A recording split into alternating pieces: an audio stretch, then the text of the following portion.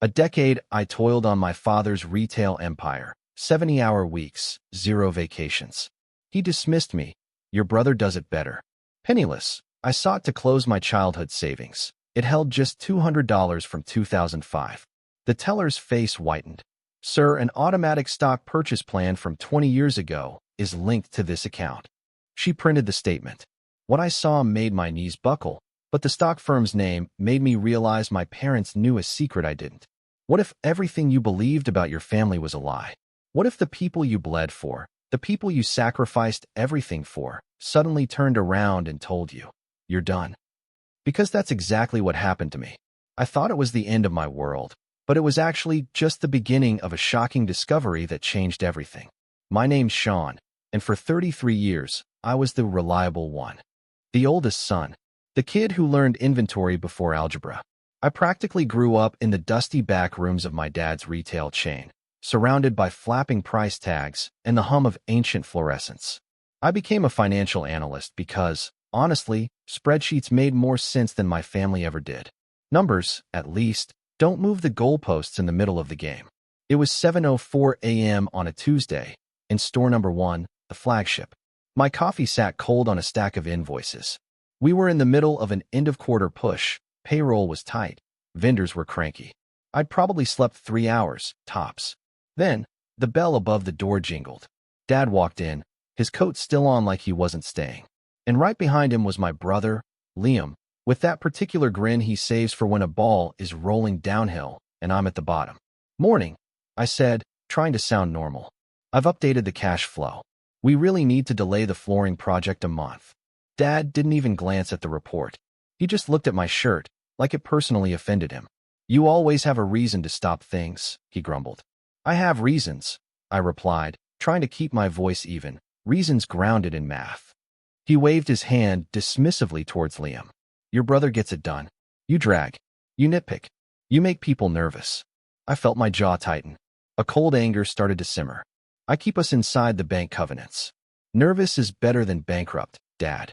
He took a step closer, a fake, practiced smile on his face, like a manager in some training video. Sean, he said, his voice sickeningly calm. You've had your chance. Liam, of course, chimed in, folding his arms. We're going for a growth mindset, man. You're not a growth guy. The forklift beeped behind me. The sharp scent of citrus cleaner from last night's mop job suddenly felt overwhelming. It's funny how small details get so loud when someone's about to hit you with something huge. Then, Dad finally said it. You're done. I actually laughed. A stupid, reflexive, hollow sound. Very funny. He didn't blink. Turn in your keys. I just stared at him. 10 years. 70-hour weeks. No vacations because what if a truck was late? Sundays spent in the office while my friends sent beach photos. It sounded like bragging, but it felt like I'd just spent a decade building a door they planned to slam in my face. Why? I asked, even though deep down, I already knew. Your brother does it better, Dad said, his words landing heavy and cheap all at once. He's our future. Liam just rolled a coin across his knuckles, like a magician who forgot the trick. Wow, I said, the word coming out thin, barely a whisper. So that's it. Dad nodded towards the manager's office. Keys. Laptop. Passcode. Don't make this personal, right? I heard myself say, and the laugh came again, sharp and wrong. It's just business when it's me. He stared past me, at a crooked shelf label. Fix that, he told a clerk, not me. Then, quieter, to me, you'll thank me later. I didn't throw anything. I didn't plead. I just handed over the keys. On my way out, Liam clapped my shoulder like we were teammates. Hey, he said, lowering his voice, a slimy insinuation in his tone. You can still help, you know, just from the outside. I looked at him, disbelief warring with a creeping dread. You mean for free? He just smirked. Family rate. I stepped into the parking lot. The sun was too bright. The air felt thin. My phone buzzed. Mom. I let it go to voicemail. I already knew the script. Be a man. Be supportive. Be quiet. I sat in my car, staring at the cracked steering wheel. I'm an analyst. I run scenarios. But I didn't have one for this. That evening, they added me to the family group chat again, like a courtesy. Mom led with her usual line, the one that always found the bruise. Don't be dramatic, Sean, she wrote. Your brother needs this. You'll land on your feet. I typed, then stopped. My hands were shaking. I put the phone face down, listened to the neighbor's TV through the wall, and tried to breathe. I didn't stumble into my father's company. I was drafted at 12. Summers meant counting boxes and watching which vendors got a handshake and which got the tight smile. I learned early that if Dad said, "We'll circle back," he was never calling them again. After college, while my classmates posted photos with badges from places with glass walls and kombucha on tap, I went back to the stockroom, albeit with a tie and a promise. "Do 5 years with us," Dad had said. "Then you can do anything." I didn't ask what anything meant. I just wanted to be the son who showed up. 5 years became 10. 70-hour weeks, no vacations. "We can't have leadership disappear in Q3, he'd say, or Q4, or during inventory, or during renovation season. There was always a season. I built models, cleaned up books, renegotiated supplier terms. I kept us out of the red with a mix of discipline and literal miracles. Dad took the credit, of course, with donors and bankers. "My boys," he'd beam at events, pulling Liam beside him for symmetry. "Couldn't do it without them." Then our pay would be delayed 2 weeks because a big check is coming. It always arrived one day after I'd stopped sleeping. Liam? Oh, Liam loved ribbon cuttings and team photos. He'd float into meetings late, spill ideas like glitter, then vanish before the cleanup. If a vendor called him, he'd say, "Loop Sean." If a store had shrink, he'd say, "Ask Sean." If we got a win, he'd say we. If we got a loss, he'd say my name. At home, Mom narrated it like a sermon. "You know, your brother's a natural leader," she'd say, passing me a bowl at Sunday dinner I hadn't had time to attend in 3 months. "You're the smart one. He's the closer. Teams need both." Her smile meant, stop arguing. Stop thinking. Accept your role. And I paid for things. Quietly. Liam's first apartment deposit. A dentist bill he conveniently forgot about. A marketing consultant Dad couldn't justify that actually saved us from a disastrous rebrand. When I brought receipts, Dad would squeeze my shoulder. "You're invaluable," he'd say. "We'll make you whole." That phrase started to mean absolutely nothing. There were small betrayals that felt like pranks and big ones that felt like funerals. "My PTO? We're family," Dad would declare. "We don't clock in on love." The bonus pool that vanished because of unexpected legal fees. The time a new regional manager started, Liam's friend, and I found out he made 20% more than me while I trained him. The group chat became a main stage. When we landed a bulk deal with a national brand, I posted a short paragraph explaining the margin, the break-even date, the risk. Liam replied with 5 flame emojis. Mom replied, "See, when you support your brother's ideas, amazing things happen." I reread that thread at 1 a.m., trying to find the part where anyone had actually read my words. Then came this small thing that wasn't small at all. Dad wanted a second line of credit in the company's name, with me as guarantor, because my credit score was cleaner. He mentioned it at dinner, like he was asking for the salt. "Just sign," he said. "We'll refinance in 6 months." "No," I said. It was a small word, but it felt enormous. Dad's face closed like a store after hours. Mom went quiet. Liam just laughed. "He's being dramatic," he told her. I didn't sign. 2 weeks later, my key card stopped working at HQ for an hour. "System glitch," they said. My gut said it wasn't. The next month, Dad conveniently forgot to loop me into vendor negotiations I'd initiated. I found out from a calendar screenshot Liam posted to Instagram, captioned, "Stack Day." When I asked, Dad simply said, "We can't funnel everything through you." I started packing my desk in my head long before they ever asked for the keys. When Dad fired me that morning, it wasn't the first cut. It was just the last one I still felt.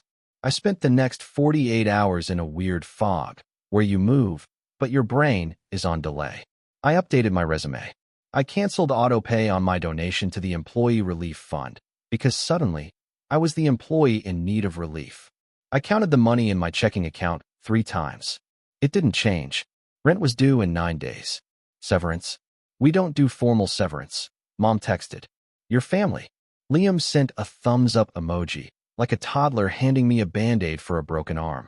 I sold an old laptop, some camera gear, shoes I'd worn twice. I ate cereal with water because I was out of milk and out of pride.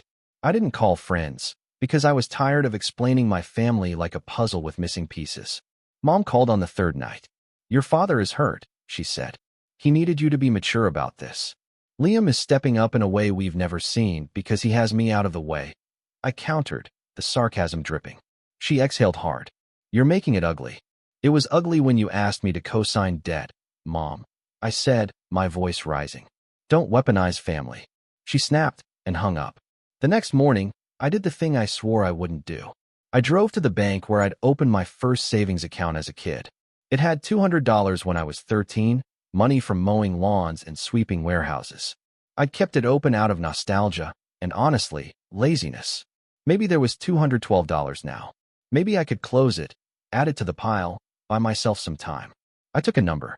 I stared at a poster about building your future. A teller called me up with a practiced smile that didn't quite reach her eyes. Hi, I said. I want to close an old savings account. It's been under my name since I was a kid. Of course, she said, typing. ID, please. I slid it over. She typed more, then frowned. Her fingers slowed. Everything okay? I asked. She looked at the screen, then at me. The smile was gone. Sir, she said quietly, this account has an automatic stock purchase plan attached to it. She squinted at the date. From 20 years ago. I blinked. What? No, this is just a savings account. She shook her head, already printing. It's linked through the transfer agent. I need to get a supervisor. Okay, I said, even though nothing felt okay. She handed me the first page. I recognized my name, my childhood address, and then a company name that smelled like my childhood in a way numbers can't. I stared at it. The air thinned again. My knees went soft. The company was printed in bold at the top of the statement. And the name told me my parents knew something I didn't. Before the teller came back, my phone lit up with the family chat. Liam had posted a photo. Him and Dad, feet up on the desk at HQ, captioned, Day 1. Mom added, proud of both my boys. No one laughed. I turned the phone face down. The supervisor arrived. Crisp suit, careful tone. Mr. Declan, she said.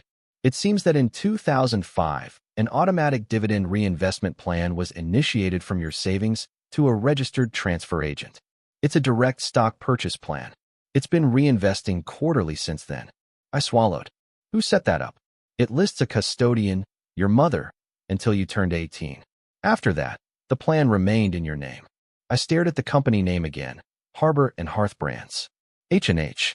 The conglomerate that had quietly taken minority stakes in mid-market retailers and distributors for 2 decades. Dad hated them in public, called them parasites in meetings. He'd throw their catalog in the trash and tell us to buy local. Then later, pick through the trash and tuck the catalog into his briefcase. I'd always chalked it up to mixed feelings. Balance. I asked, my voice barely a croak. The supervisor typed, printed. She slid a stapled stack to me. I scanned the totals. The number made my mouth go dry. Reinvested dividends over 20 years. Splits, 2 spin-offs, a special dividend during the pandemic. The kind of patient compounding I preached, but never got to practice because there was always another fire to put out. I didn't say the number out loud. I didn't trust my voice. Do you want to keep the plan or transfer? She asked.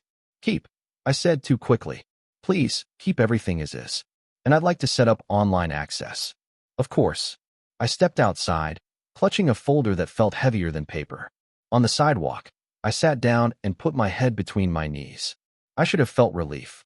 What I felt was heat, a blistering anger that fizzed in my ears. My parents had set this up. They'd known.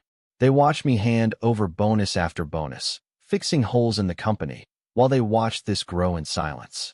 Why? Control? A test? A future reveal where they parachute in as saviors? Or something messier, like Dad using my clean SSN to park shares he didn't want traced? I didn't know, but I knew one thing. I was done being their spreadsheet. That night, I scrolled through old emails. In 2017, Mom had sent a 1-line note. Need you to sign this bank document. Just housekeeping. I'd signed without reading, because it was 2 a.m. and the freezer at store 9 had died, and that felt urgent. The PDF was right there in my archive. I opened it. Transfer agent authorization. Custodian removal. I felt stupid and 19 again. I didn't sleep. I prepared. Not. Revenge. Boundaries. With receipts. The next day, I asked to meet them at the shopping center office. I brought printouts, highlighted tabs, and a calm I absolutely did not feel. Dad sat at the head of the table. Liam swiveled in his chair. Mom brought muffins, like we were a brunch club. Make it quick, Dad said. We've got a distributor call. I placed the first stack on the table. 10 years of unpaid overtime and delayed reimbursements. I pushed another stack forward. Here are the expenses I covered personally for the company. Totals highlighted. Here are my pay stubs compared to posted ranges for my role in the market. This is the gap. Liam rolled his eyes. Here we go. I put down the third stack. And here is a plan, opened in my name in 2005. A direct stock purchase plan for Harbor and Hearth brands.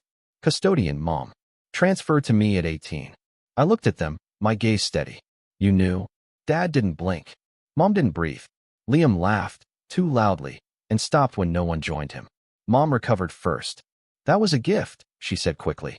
We forgot to tell you. For 20 years? I asked. Dad's voice went low, a threat. Lower your tone. I kept mine flat. I'm not asking for anything from you. I'm telling you how this goes from now on. I will not co-sign debt. I will not work for free. I will not be your cushion for bad bets. Any money you say I owe you is settled. If you bring my name to a bank again, I will involve a lawyer. Liam leaned forward, outraged. You're acting like we stole from you. I slid the final page across the table.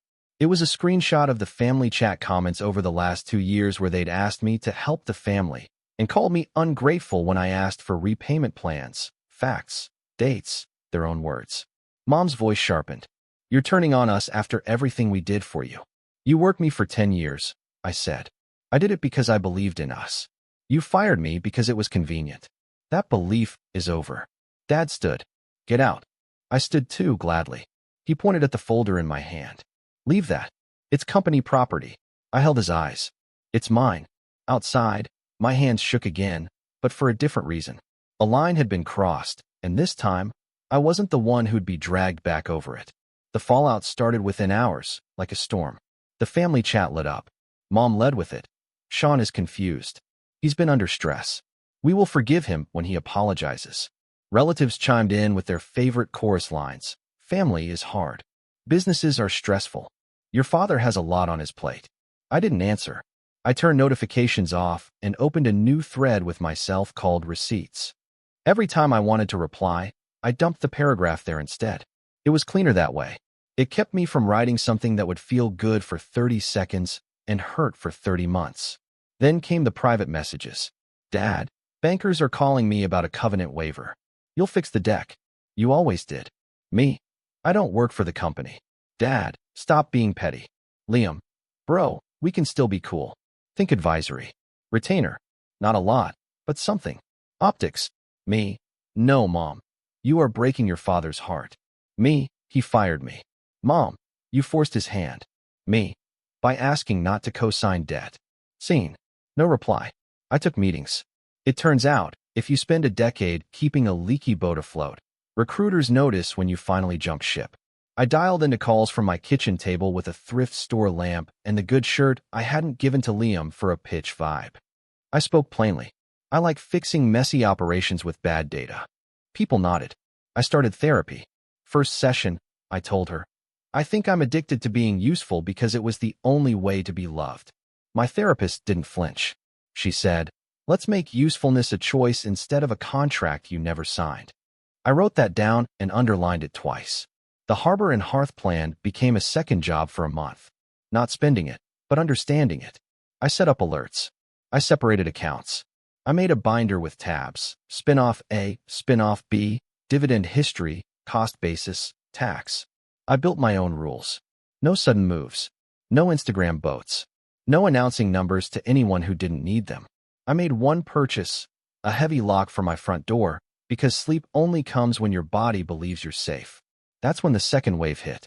Money makes people honest by accident. A cousin I hadn't heard from in 2 years texted me, just checking in, then asked if I knew anything about crypto taxes. An aunt sent a GoFundMe for her dog's surgery and CC'd Mom. Mom forwarded it to me with, "You've always been so generous." A contractor Liam had once stiffed found my LinkedIn and asked me to put in a good word so the family can pay their obligations. I sent him the email for the new regional manager and wished him luck. Then Dad called at midnight. He only calls that late when he wants something he knows I won't want to give. Fine, he said by way of hello. We'll do payroll on the MX float, but you will write the bank deck in the morning. I won't, I said. You're still on the hook, he insisted. Your name is in places. Not anymore, I said. I checked.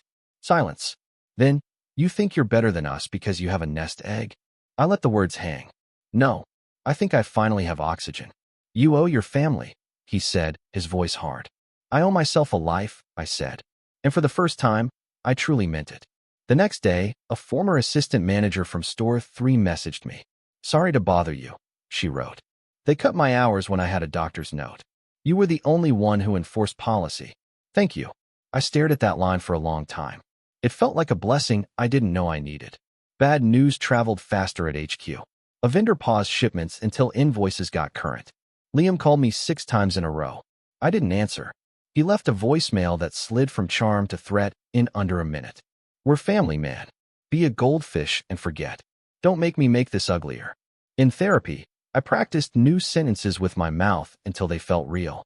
No, that doesn't work for me. I'll think about it and get back to you. I used them in the wild. The world didn't end. People adjusted. It felt like discovering a hidden door in a house I'd lived in for years. I got a job offer. Clean company, boring on purpose. Finance team without a hero complex. The title wasn't flashy, but the boundaries were. I read the vacation policy twice and cried a little. I accepted. I wrote to my future boss. I will work hard during working hours and not rescue things you break on purpose. He wrote back, same. With a salary in view and a runway I'd earned by a 14-year-old version of me I wanted a hug, I moved apartments. Sunlight. A door at shuts. A second-hand couch that doesn't sag. I hung nothing on the walls for a week because I enjoyed the blankness. Mom tried one last angle. We're having a family dinner, she texted. No talking business, just food. We miss you. I went. Because I wanted to test whether I could sit at their table without shrinking. They started immediately. So, what are you doing with your time? Dad asked, feigning casual interest. Working, I said. Liam smirked. Where? I haven't heard a peep. You hiding? I'm living, I said, and sipped my water. Mom leaned in like a friend sharing gossip. I heard you came into some money. She paused, searching my face. We should talk by ourselves later. Your father has an opportunity. You could help the family double, maybe triple. I put my fork down. No, I said. Come. Simple. Her smile went tight. Why are you punishing us? I'm not, I said. I'm protecting me. Dad scoffed. We made you. I made me, I said. With your last name and my labor. Liam laughed. He thinks he's a monk now. I stood. I think I'm done, I said. I hugged my grandmother, kissed her cheek, and left my plate on the table. In the parking lot, I waited for the old guilt to rise like a tide and pull me back inside. It didn't. It ebbed. I drove home with the windows down. There were cracks in the empire now. You could see them from the street. A help wanted sign that never came down. A banner that read, grand reopening for 6 months because no one paid to reprint it. Customers posting photos of empty shelves and taglines about shop small that sounded like begging. I didn't gloat. I didn't send the links to Dad. I let it be what it was, their responsibility. One afternoon, after signing W4S and setting up my new laptop, I walked to a neighborhood coffee shop. The barista spelled Sean on my cup. I didn't correct her. I sat by the window and read a book for 30 minutes. I'd forgotten how to do nothing without the sensation of drowning. It felt like learning to breathe through my nose again. A week later, I got a text from an unknown number. You don't know me. I'm Liam's friend from high school. He told us you were always intense. Just wanted you to know that thing you did. Saying no. I wish I'd said it to my dad sooner. I'm trying now. I stared at the screen and thought about how boundaries are contagious, the way laughter is. It felt like another small blessing. I didn't wake up one morning healed. I learned to make peace in small transactions. I bought good socks. I answered emails during business hours and let the red badges sit overnight without chewing my nails. I kept the Harbor and Hearth binder on a shelf and opened it once a month, not 10 times a day. I treated it like what it was, a tool, not a personality. The biggest change was quiet, not silent. The city still honked, and the upstairs neighbor still dropped bowling balls at 11 p.m., but quiet in my head. The family chat still exists. I keep it muted. Mom still posts photos captioned, "So proud of our boys," at events I'm not invited to. Dad still uses the word legacy like a coupon he can apply anywhere. Liam still lives in the shallow end and calls it the ocean. None of that requires my reaction. Sometimes I think about 13-year-old me, walking into that bank with $200 and a smile like a new driver. I didn't know that a quiet plan had been attached to my name without my consent. I could frame that as manipulation, and some days I do. But I also choose another truth. The teenage me set something in motion when he refused to spend his little bit of money on a loud pair of shoes and tucked it into a boring account. He protected future me when nobody else would. I don't owe anyone credit for that. Last week, Dad called. 3 rings, voicemail. He left a message in his careful tone. We're restructuring. If you have time to consult, he paused. Family should stick together. He didn't ask how I was. He didn't say he was sorry. I didn't expect him to. I saved the voicemail to a folder called Things I Don't Need to Fix. I went to the bank yesterday to change my address. Same branch, new teller. She asked, anything else today? I looked at the lobby poster about futures and smiled. No, I said. I'm good. And I meant it. On the walk home, I passed a kid selling lemonade with a hand-drawn sign, 50 cents. I bought 2 cups. He said, my dad says I'm a natural businessman. I said, tell your dad you're a hard worker. The rest is marketing. He laughed, because he didn't get it yet. He will. People like tidy endings where the villain falls into a fountain in a white suit. That's not what happened. The stores will limp along. Liam will post motivational quotes with typos. Mom will stage photos. Dad will confuse fear with discipline. That's their loop. Mine is different now. I work. I rest. I take walks without checking inventory in every window. I spend money on things that make my shoulders drop. I keep a small emergency fund taped inside a book because it makes 13-year-old me feel safe. I call my therapist before I call anyone who wants me to shrink. If you need a moral, it's this. I'm not a bank. I'm not a rescue plan. I'm not a story told at family dinners to make the golden child shine brighter. I am a person with a spine and a calendar, and both have limits. I won't be used, I said out loud in my kitchen last night, just to hear how it sounded. It sounded like a door locking. It sounded like a window opening. And for the first time in 10 years, I slept through the night. What about you? Have you ever had to draw a hard line with family? Or with anyone who expected you to carry their weight? What was your moment? I really want to hear your stories in the comments below.